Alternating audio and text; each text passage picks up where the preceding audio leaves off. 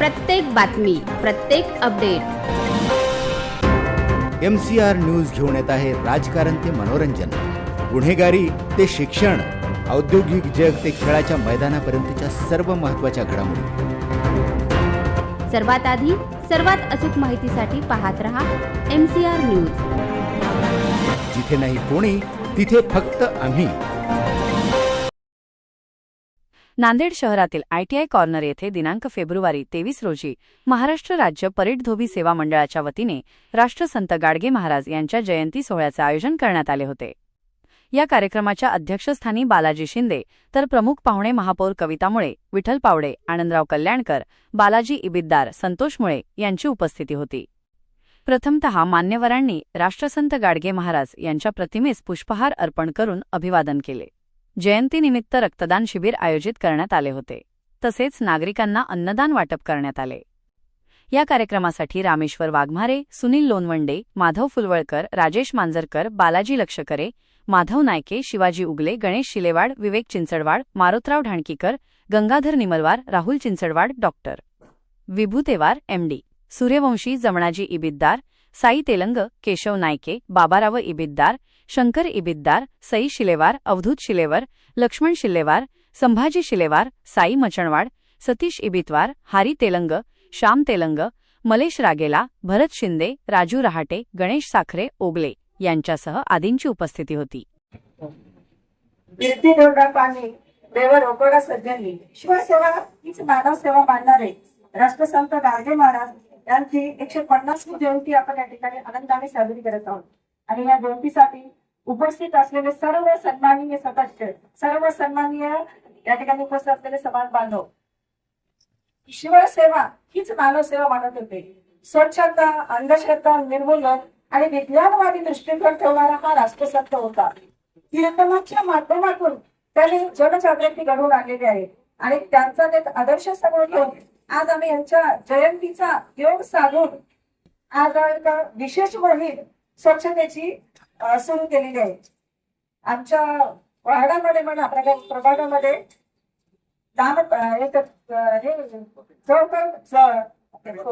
चौकापासून संत गाडगे बाबा चौक आहे त्यापासून स्वच्छतेला सुरुवात केली. त्यानंतर वॉकिंग ट्रॅक आहे एअरपोर्ट रोडला, तो वॉकिंग ट्रॅक आम्ही स्वतः झाडू हातात देऊन कचरा स्वच्छ करायला सुरुवात केली. कारण संत गाडगे बाबांनी कुठलंही काम स्वतःपासून आधी सुरू केलेलं आहे. आपण जर स्वतः नाही केलं आणि नुसतं समाजाला जर सांगत केलं तर ते काही होणार नाही. स्वतःपासून जर सुरू केलं तर आपोआप लोक आपल्या सोबत घेते आणि ते काम नक्की पूर्ण होते. असा संदेश त्यांनी दिलेला आहे. आता सांगितलं नामफलकाचा आम्ही जो विषय आहे तो आता नोंद करून गेला महानगरपालिकेत आणि त्याच्या होईल तेही काम हाती घेतलेलं आहे. आणि तुम्ही तो नाव द्यायचं म्हणलं होतं त्याचंही आम्ही GR काढून योग्य अभ्यास करून त्याच्यावर काय आहे ते काय तांत्रिक बाबी असते ते तपासून तेही काम करायला आम्हाला आवडेल.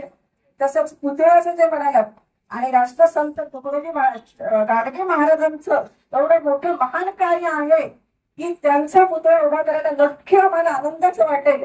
याही बाबतीत जे काही बाबी असतील आणि अभ्यास असेल, आता आम्ही आता सुरू करतो, अभ्यास चालू आहे आमचा. शासकीय बाबी काही कायदे असतील ते सर्वांचा अभ्यास करून पुतळा उभा करण्यात आम्हाला खूप आनंद होईल आणि 100% आम्ही या बाबतीत प्रयत्न करणारच आहोत असं या ठिकाणी मी आश्वासन देते.